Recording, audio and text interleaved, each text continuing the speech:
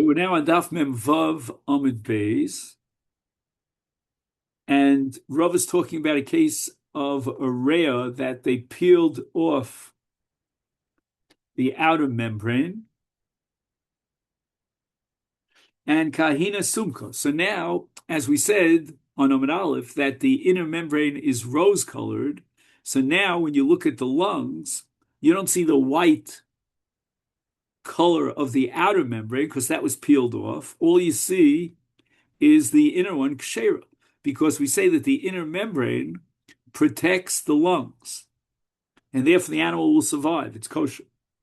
However, in kiftata, now we have the flip case. What happens if the puncture in the lung is on the tata, the inner membrane, but below in kivila? Now we have to know whether the outer membrane, which naturally is not in a position to clothe the lungs, would nevertheless step up to the plate, fill in for the peeled away inner membrane, and protect the lungs. Megan or lo Megan. Pligi bar of acharavina. Chadamar lo Megan, chadamar Megan. So we really don't know if the animal is kosher if the inner membrane was peeled away, but there's an outer membrane that's intact. Two opinions, whether it's kosher or it is a treifil chesa Megan to Rav Yosef, right? We're going to quote now a statement of Rav Yosef, and based on that statement, we'll see that the final decision in this controversy is that the outer membrane, if it's still intact, will protect the lungs, and therefore the animal's not a treifa, which means that the only time you get a treifa in lungs would be if there's a puncture to both the outer and the inner membrane.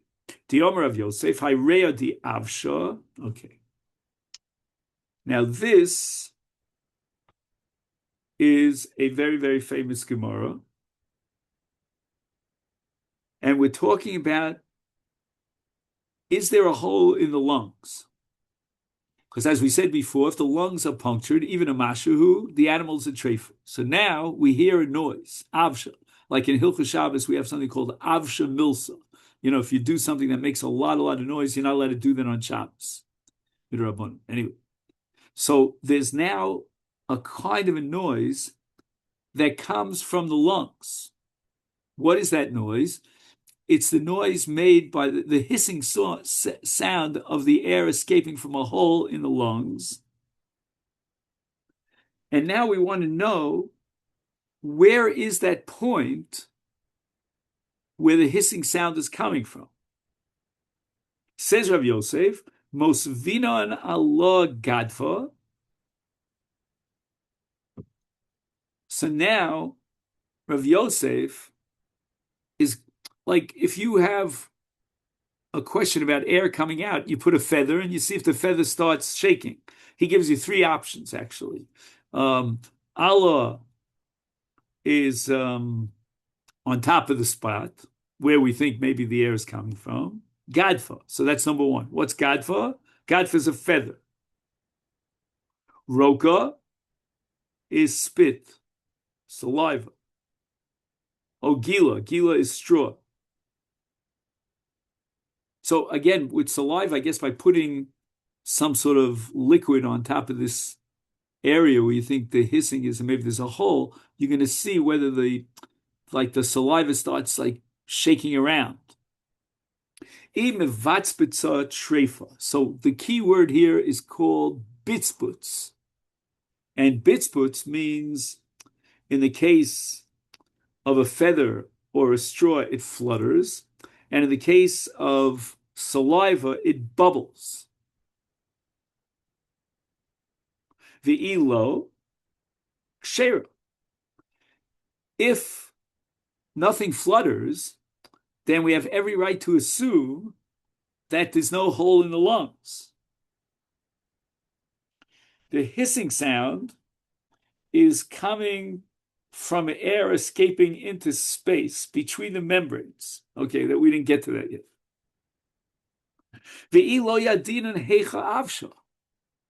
But the more classic case is that after the slaughter of an animal, we see that the Rhea, the lungs are making some hissing. We have no clue where that is, so you can't put a feather there.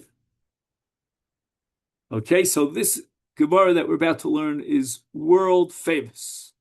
It's the only Gemara I can tell you I knew something about before I learned this chapter of Chullin. My sinon, mesichla. Mesichla, I think the shorish is the word kli. Kli means some sort of a utensil, a basin, demaya, and it's full of water. We're going to actually put the lungs into water. But the question is, what's the temperature of that water? Pshure, it's got to be like the temperature of the air. We call it lukewarm. Mosiva lebegava, we put the lungs into this lukewarm water, this basin of water. But b'chamivi lo, don't put it into hot water. The kavtze. Kavtze means, lekavetz means to contract. If the lungs now, or the membrane of the lung, contracts, then it'll seal up the hole, if there is a hole, and we can't identify. We have to be able to identify something which may be a hole, not a hole, and then we can determine whether it's a hole or not. The kriri lo, don't put it into cold water, because the mitarshe.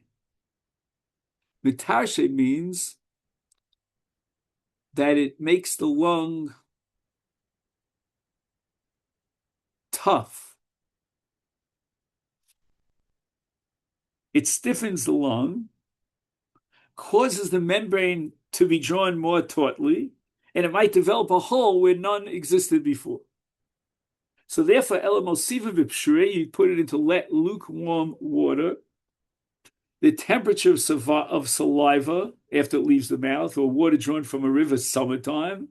There's no precise definition of lukewarm. The full range of temperatures between hot and cold are considered lukewarm. And now, after we put the lungs into this lukewarm basin of water, and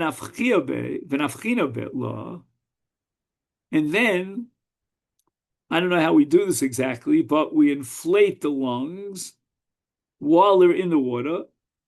And if the water starts bubbling, you see bubbles coming up, then treifa, we know that there was a piercing of the inner, of not only the inner membrane, because that we know, but we don't see any piercing of the outer membrane until we see the bubbles coming up from the water. Then we know that there was a piercing even in the outer membrane, which could no longer protect the lungs, and therefore the animal would have died. But if no bubbles come up, you're lucky, my friend. Kshera, the animal is kosher. Why? Tata inkiv ilo lo inkiv. Because even though we know for sure that the inner membrane was pierced, but now we know, since no air bubbles are coming out, that the outer membrane is not pierced. V'haidi avsha zeka debeni benihu. So forget about the hissing noise that you heard about. That's air that's rushing between the space between these two membranes. But in any event, the outer membrane apparently will protect the inner membrane. So as we said before, the bottom line of Rav Yosef is that the only time the animal is treifa is if the piercing of the lungs went through the outer lining into the inner lining membrane.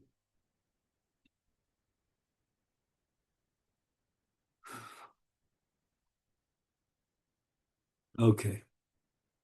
Now, as I told you, Rava has a lot to say about treifas. And the Gemara now is going to quote a lot of statements of Rava about treifas with regard to the lungs. And the mnemonic device is Ahini Sumka Diyavesh Gilda. Dates that are red, dried are the scabs. Gufa. Omar Rava Hayre to Iglid Ba'ahina de Sumka Kshera. If you peeled off the outer membrane of the lungs. And now the lung looks like a red date, it's kosher because the inner membrane was not punctured. So what you're looking at in effect is the inner membrane, which is rosy red. Number two, Omar Rava, further Rava said, Reya she'idima miktsasa kshera kula treifa.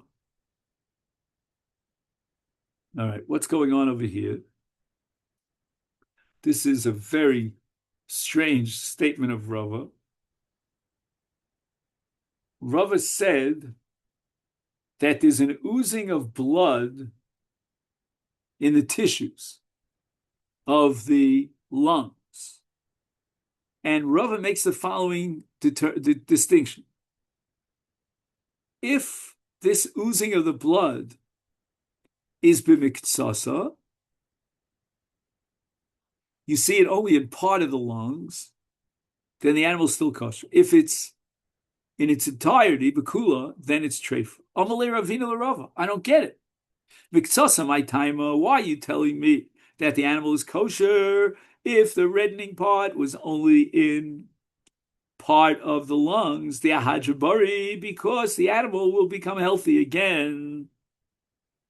The lung can reabsorb the blood before it punctures the outer membrane of the lung. Is then kulanami ahajabari. Why don't you go a step further and say, even if the entire surface area of the lungs were red, then it'll become healthy again. And I'll prove it to you. Milo Tanya, didn't we learn in a brisa? Oh, okay. Now, look, let's go slowly. Now, Rabosai, we're going to learn about black and blue marks, right? I was going to show you one, but I don't know. I don't find it right now. Anyway, somebody bangs you or you bang into something. So the blood stops circulating around that injury and it accumulates under thick skin. Now, with regard to Shabbos, we have a malacha of the 39 malachas called netilas neshama, which means ki adamu nefesh. If you take blood out of the circulatory system, that's called netilas nefesh, and you violate a chiyuv skila, one of the 39 malachas. Now, with regard to shrotzim, which I think will translate loosely as creeping creatures, so there are two categories. One category has a very thick skin, and the other has a very thin skin. Now, there's something called Shmona Shrotzim, which is the name of a chapter in Maseches Shabbos, and that Mishnah gives you a list of 8 types of crawling vermin, or shkotzim v'ramosim, crawling things. Now, those Shmona Shrotzim have a very thick skin. And what that means is that if you see the red color after the Shrotzim got a bang, then you know that the blood coagulated, so to speak, under the skin. And that's like a black and blue mark, and you've taken the blood out of the circulatory system, and that's also on Shabbos. But Shar Shkotzim Ramosim, if you go beyond those 8, I don't know if he tells you what the 8 are, just one second, I don't think he does, but we'll see. Then you have to make the following determination. Did blood come out, or blood didn't come out? If there's no blood coming out, and these shrotzim and ramosim don't have a thick skin, then the fact that you didn't see any blood means that no blood came out. So even though the crawling creature was injured, there was no blood came out.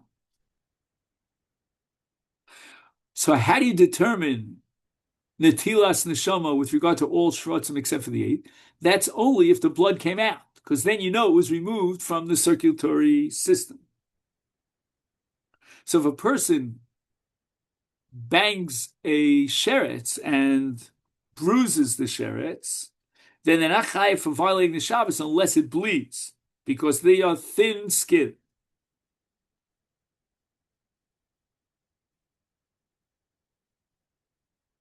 And even if you did affect the blood system, but any blood that didn't come out will be reabsorbed into the creature. So therefore, there's no natil sishon.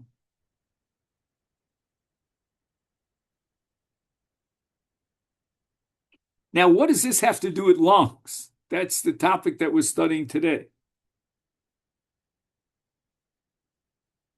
What is this? What is the description, the reality of the outer membrane of the lungs? If we assume that the outer membrane of the lungs in animals is to be equated with that second category of shkotzim v'ramosim beyond the 8, which means that they have a thick skin. I'm sorry, did I say thick? Cross that out. They have a thin skin, and therefore the blood is going to come out, if indeed the bruise was such that the blood was taken out of the system. Then, by virtue of analogy, we're going to say that the outer membrane that covers the lungs is also a thin membrane. And therefore, just like in Shar Shrotzim, we said unless we see the blood coming out on the surface, we assume that any blood was reabsorbed into the organism. So too, in the case of the lungs, if you want to know whether or not there was a puncture in the outer membrane of the lungs, which would virtually make it into a treifa, then you want to see the blood. If you don't see the blood, then it means that any bruise or whatever it might be, the blood was reabsorbed into the system. But how do you know that the proper acceptable analogy is between the outer membrane of the lungs and the shar shrotzim? Why not say l'shmona shrotzim daminale? And in shmona shrotzim, we say that because it has a thick skin, therefore, if it's black and blue, then you've taken the blood out of the system and it gets stopped and like frozen in its place as a result of hitting up with the outer skin. And why don't we say the same thing with regard to the membrane, the outer membrane of the lungs? The Sanya we learned in the Brisa, Nitzar Adam, which I call a black and blue mark, Afal Pishal Yotza, the blood is not coming out. You put your finger on it, you won't touch any blood. Nevertheless, you're chayiv on Shabbos. Why are you chayiv on Shabbos? Because the blood was taken out of the system. And I assume, although I can't take a shvua dorais on this, that the human skin is, from that perspective, is a thick skin. And therefore any blood collecting under the skin and looks blue, that is indicative of the fact that the blood was taken out of the system. Anyway, ihachi, now we get back to the case of a lung that's redded in color, and we think that it was bruised, is afilu miktsas.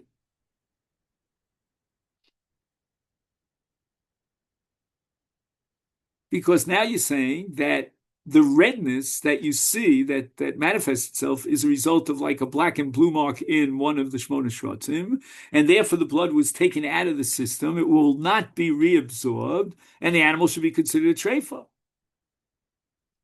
So Ravina's conclusion is that there's no difference. And here we have machlokas. In which direction is Ravina going?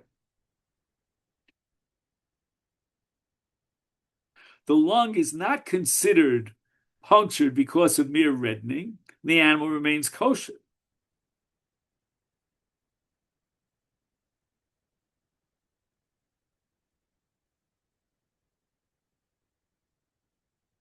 And Tosfos cites Rabbeinu Chananel for your edification, who explains the Ravina.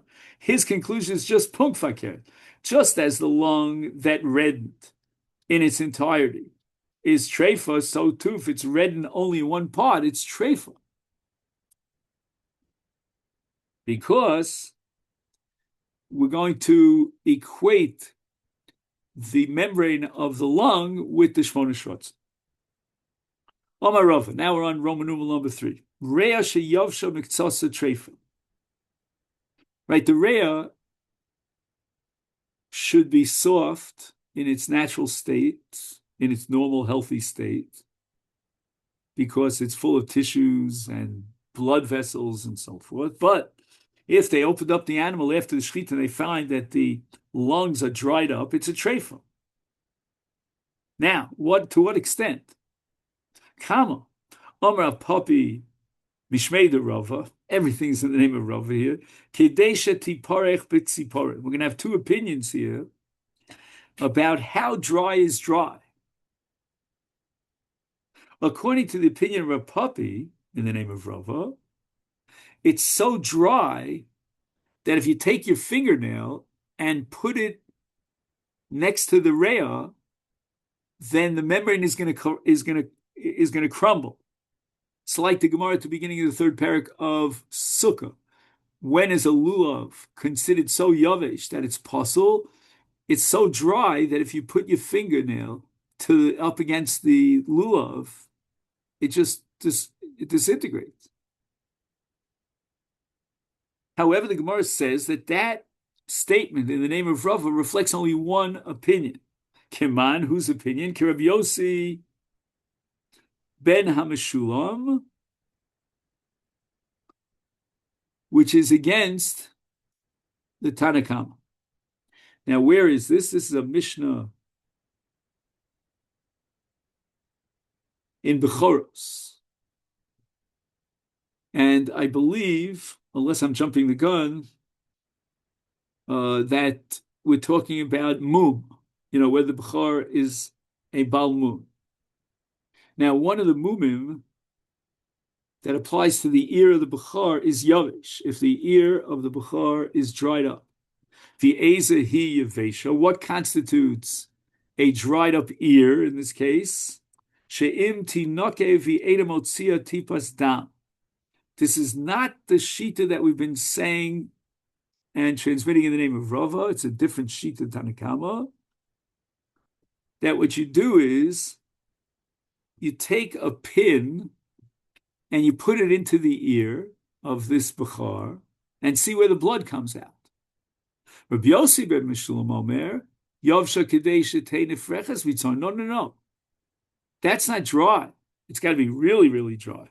It's so dry that it'll crumble if you press it with a fingernail.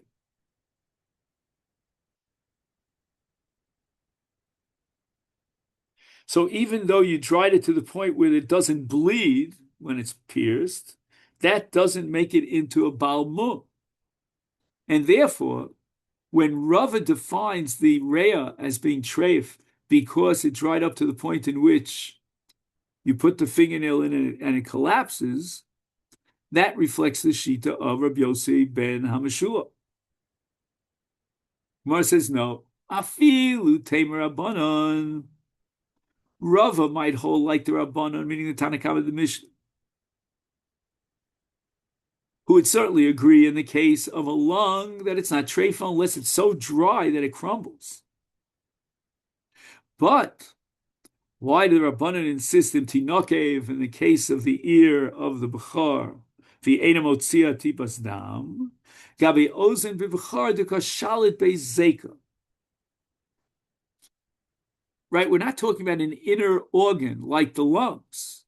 In the case of the inner organs, like the lungs, it's not exposed to the air and to the wind.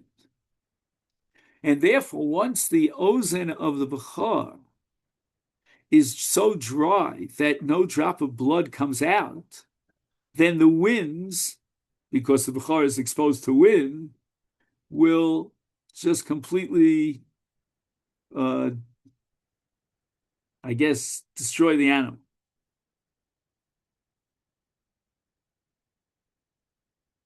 And therefore, lo hajabari, it will not be healthy again.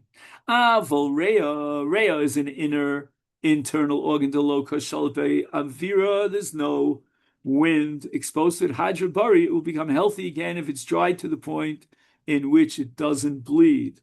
So therefore, even the Tanakama could agree that in the case of lungs, it's not going to be treifa unless it gets to the point, like Rava defined it, that it crumbles when pressed in the wind. Otherwise, if it's only dried to the point that it doesn't bleed when it's pierced, then we assume hajabari, it can heal itself. Okay, we're almost finished.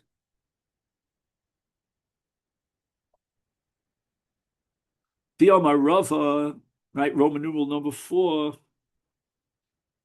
Hi, Rea de Kaime Gildi. Okay, now this is a little bit etymologically confusing to me because I always thought that gildi is when you start peeling off sections. But here, for some reason, the word gildi takes on a different meaning. And we're talking about scabs or sores on the surface of the lung. So we're not talking necessarily about blood coming out when you see the color is red or something like that of the lungs, but rather we're talking about blisters, and the blisters are filled with liquids. And Rava makes the following distinction. Ochmei in Aramaic means black. Like if these scabs and spots are dark, or black, is chazusa, share.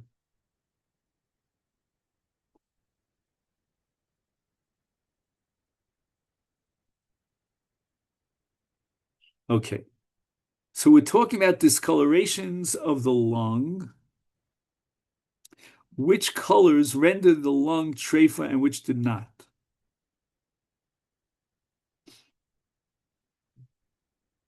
Rashi's of the opinion that scab-like spots, if they are red or green,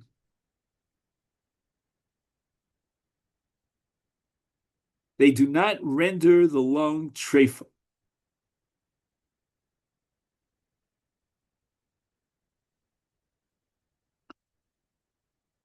Omar Meimar Mishmei de Rava, Ein Makifin Bibuai.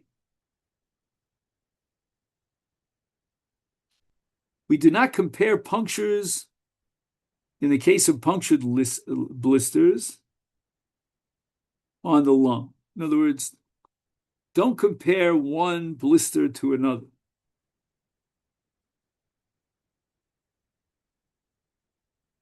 Blisters result from pockets of liquid that collect between the meat of the lung and the upper skin. Since the membrane is intact, a blistered lung is not treifa. Only if the blister is punctured is the lung treifa. The case where a puncture was found in a blister on the lung at a place that the butcher's hand does not poke when opening the animal's cavity, so that we cannot attribute the hole in the blister to the butcher having punctured the blister.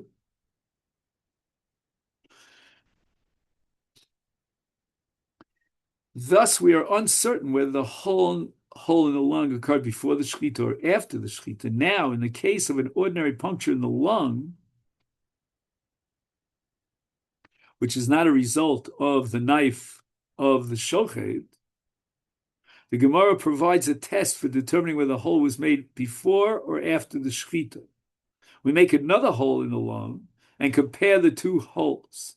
If the two holes look the same, the animal is kosher, since a hole made while the animal is still alive would not have the same appearance as one made after the animal's slaughter. Rava teaches us here that this test is not valid for a hole in a blister. Even if we now make a hole in the In a different blister, compare the two holes. We cannot compare two blisters. And this sounds like a Purim spiel. Could just see it up on the placards. Never compare two blisters. The Omar Rava, Hai Tarti Une. Oh, remember I mentioned the word une before. Une are translated in the English as lobes, right? Because the lungs are made of lobes. And there are two different sides of the lungs, right? There's the left side and the right side. And how many lobes are on each side? So on the left side, I guess you're looking down from the top, then you'll see two lobes. I can give you the fancy Latin for them. On the right side of the lungs, there are three lobes. The Amar Rava Hani Tarti Uni Disrichan Lahadadi. Okay, this is called a sircha in the lungs, also world famous. Sircha means when they adhere to each other. So you have the two lobes on the right and on the left, and they adhere to each other, connected. That's not healthy. Is not only that, lesle bedika. We have no way of examination. Even if one determines through immersing the lung in water, which was called bitzbutz, if you recall, that the lung is still airtight, no bubbles came up, the animal is nevertheless treifa, because the very presence of this sircha, which means the adhesion of the two lobes on the right and the left side, that makes the animal into a treifa. However, Rava qualifies this, says Lo Amar, and this only applies Ela Shalo Kisidron. Abel Kisidron Hainu Revisayu. Revisayu means natural. So what is Rava telling us now? If the lobes on the adhesion, right, the two lobes that are connected by adhesion are Kisidron, they lie one against the other. That's how the animal lives or grows. When is the sircha determined to establish that the animal is treifa? That's if it's shalo kisidron. The lobe is not attached to one next to it, but rather to the lobe beyond the one next to it. For example, the first and third unos, which we said are lobes, of the right lung, right, because the right lung has three lobes, were attached to each other, either above or below. In that case, we say that there's adhesion will eventually pull loose, exposing the hole. And that's called shalo kisidron. And once it exposes the hole, as we said, the air going into the hole is going to kill the animal eventually. So therefore, when we said that tarti uni desrichen, the sircha determines that the animal is a treifa, that's a case of shalo kisidron. But in a case of kisidron, which literally translates as consecutive, the two lobes are naturally attached. Is then the two lobes protect the sidra that plugs the hole between them. So there's a hole between the lobes of the lung and the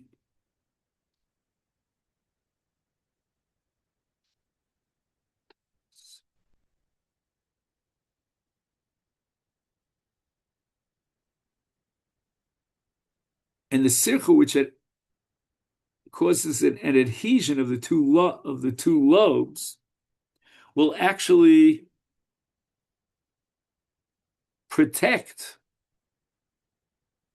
the lungs, and the lungs will become progressively stronger, effectively healing the puncture in the lung.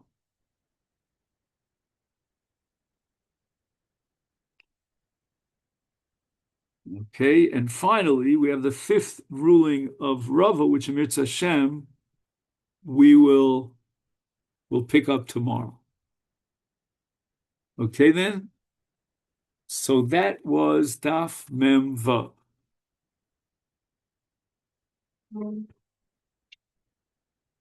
I wish you a very, very fine day.